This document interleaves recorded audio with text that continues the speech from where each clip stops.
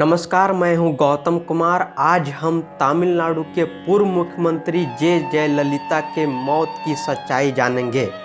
बता दें कि जयललिता के मौत के बाद जांच कमीशन का गठन हुआ था, जिसे जयललिता के मौत रिपोर्ट सौंपने को कहा गया था। उस आयोग का रिपोर्ट आ गया है सामने। आयोग का कहना है कि ये एक साधारण मौत नहीं बल्कि हत्या है। तो ध्यान से सुनिए मेरी ये रिपोर्ट को। ये कहानी है तमिलनाडु के पूर्व मुख्यमंत्री जयललिता की। आपने ये देखा होगा कि अक्सर हमारे देश में जब किसी बड़े सेलिब्रिटी या बड़े नेता की मौत होती है तो अक्सर कंस्पिरेसी थ्योरी अचानक से आने लगती है। लोग सबसे पहले ये कहते हैं कि कहीं ये षड्यंत्र तो नहीं, किसी का प्लेन क्रैश हो जाता है, कोई और दुर्घटना हो जाता है या कोई बीमारी से भी है, तो लोग यही कहते हैं कि इसके पीछे कोई साजिश तो नहीं। लेकिन आज हम बताते हैं कि जयललिता की जो मृत्यु हुई थी उसके पीछे एक साजिश थी और एक बहुत बड़ी खबर है और बहुत बड़ा खुलासा है हम सबके सामने। वर्ष 2016 में जयललिता के मौत के समय स्थितियों के जांच के लिए एक कमीशन का गठन किया गया था और इस कमीशन के प्रमुख थे जस्टिस अरुमागा स्वामी। इस कमीशन को तमिलनाडु की विधानसभा में पेश कर दिया गया है। जी हाँ, और अभी भारत के लोगों का ध्यान इस रिपोर्ट पर नहीं गया। इस रिपोर्ट के सामने आते ही एक बहुत बड़ा सवाल उठा है कि क्या जयललिता की मौत वास्तव में एक हत्या तो नहीं थी। हम ऐसा क्यों कह रहे हैं, इसे समझने के लिए आपको इस रिपोर्ट की खास अंश बताते हैं। जयललिता की चेन्नई के अपोलो अस्पताल में मौत होने के बाद अस्पताल का कहना था कि उनकी मौत 5 दिसंबर 2016 रात 11:20 पर हुई। याद रखिएगा, 5 दिसंबर 2016 को रात 11:20। लेकिन इस आयोग ने जांच की और चश्मदीदों से बात की और कमीशन की ये बताया गया कि जयललिता की मौत एक दिन पहले आने की 4 दिसंबर को शाम 3 बजे से 3:50 के बीच हो चुकी थी।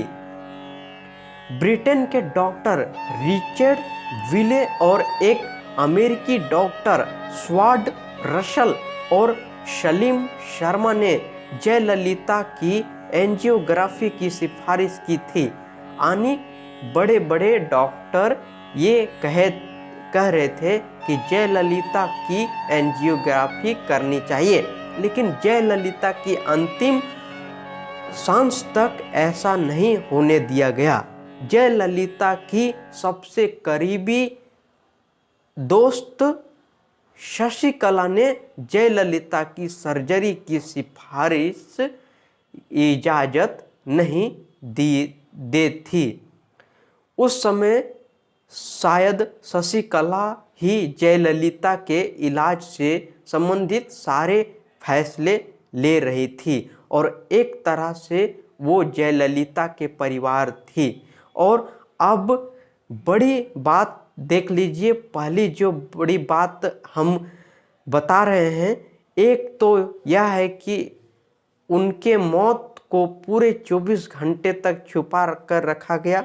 आखिर ऐसा क्या था कि डॉक्टरों ने, सरकार ने और जयललिता के परिवार ने इस बात का ऐलान नहीं किया, घोषणा नहीं की।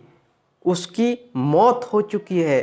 अगले 24 घंटे जब जयललिता की मृत्यु हो चुकी थी तो क्या हो रहा था 24 घंटे तक? कौन सी ऐसे चीज़ें हो रही थी जिनको दबाया गया?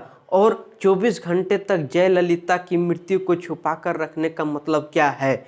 डॉक्टर रिचर्ड वेल ने जब जयललिता को विदेश ले जाने की सिफारिश की, लेकिन उन्हें विदेश भी नहीं ले जाने दिया।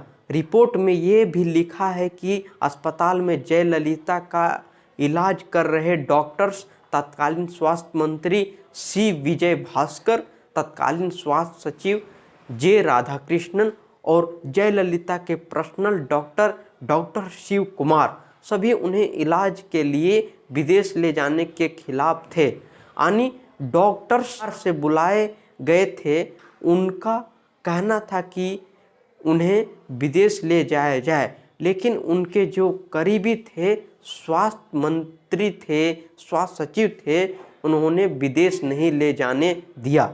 और अगर विदेश ले जाते तो शायद जयललिता बच जाते।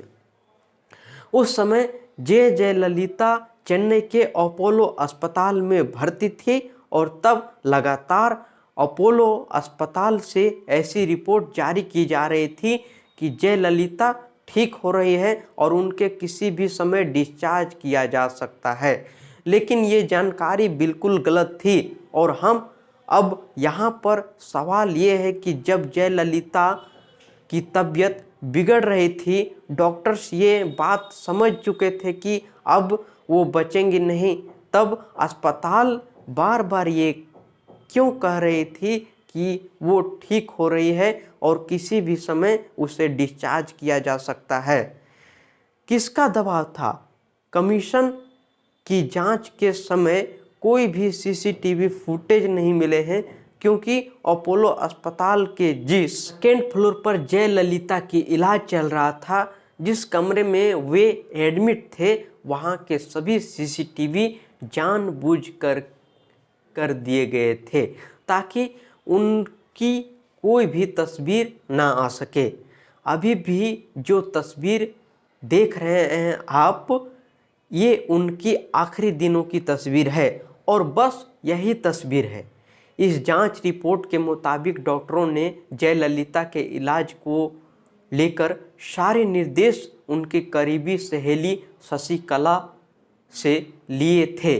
शशिकला के परिवार ने अस्पताल के 10 कमरे उस समय कर लिए थे और जिस कमरे में जयललिता एडमिट थी, वहां शशिकला और उसके बेहद खास लोगों के अलावा किसी की भी जाने की इजाज़त नहीं थी। यानी कोई भी नहीं जानता कि जयललिता के कमरे में तब क्या चल रहा था। संक्षिप्त में कहें तो जयललिता के मौत के 6 साल बाद आज कई सवाल खड़े हो गए। संक्षिप्त में कहें तो जयललिता के मौत के 6 साल बाद आज कई सवाल खड़े हो गए। आयोग के रिपोर्ट में शशिकला को मुख्य आरोपी बनाया गया है। शशिकला एक समय जयललिता के बेहद करीबी थी, इतनी खास कि उन्हें तमिलनाडु में चिन्नम्मा कहकर बुलाया जाता था। चिन्नम्मा का अर्थ होता है छोटी माँ। वैसे रिपोर्ट में कुल मिलाकर 4 किरदार संलिप्त भूमिका में हैं। पहली है शशिकला, जो जयललिता के सबसे करीबी थी। दूसरे है डॉक्टर के शिव कुमार, वे मुख्यमंत्री जयललिता के पर्सनल डॉक्टर थे। तीसरे हैं जे राधा कृष्णन, उस समय के तमिलनाडु के स्वास्थ्य सचिव थे। और चौथे हैं सी विजय भास्कर, तत्कालीन स्वास्थ्य मंत्री। 480 पेज की इस रिपोर्ट में जयललिता के कई सवाल उठाए हैं। पर शक होता है कि सामान्य सी दिखने वाली जयललिता की मौत कैसे हो गई, कहीं ये राजनीतिक हत्या तो नहीं। बता दें कि जयललिता के सबसे करीबी जो है शशिकला, वो एक इंसिडेंट के दौरान उनकी मुलाकात हुई थी, जिसके बाद से जयललिता के परिवार में कोई नहीं थे, तो वो अपने सहेली मान करके उसे शशिकला को अपने घर में जगह दी थी। इसके बाद कई सालों तक अपने साथ ही रहे थे जयललिता के। इसके बाद चुनाव भी लड़े शशिकला, लेकिन वहाँ वो नहीं जीत पाए और इनके देहांत होने के बाद भी, जयललिता के देहांत होने के बाद भी शशिकला ने सोचा था कि हम मुख्यमंत्री बनेंगे, लेकिन वो भी काम असफल हो गया। तो ये देखिए सबसे बड़ी विडंबना है हमारे देश के कि अपने ही दोस्त के लिए ये जांच रिपोर्ट आई है अब सामने। अब लोगों का क्या इस प्रति नज़रिया जाएगा, क्या होगा अब देश में, ये तो मैं नहीं कह सकता। लेकिन जो ये खबर आई है तमिलनाडु से, ये काफ़ी चौंकाने वाली खबर है। जी हाँ दोस्तों, तो आपको कैसी लगी जयललिता के बारे में ये खबर सुनकर, आप हमें बताइएगा ज़रूर। धन्यवाद।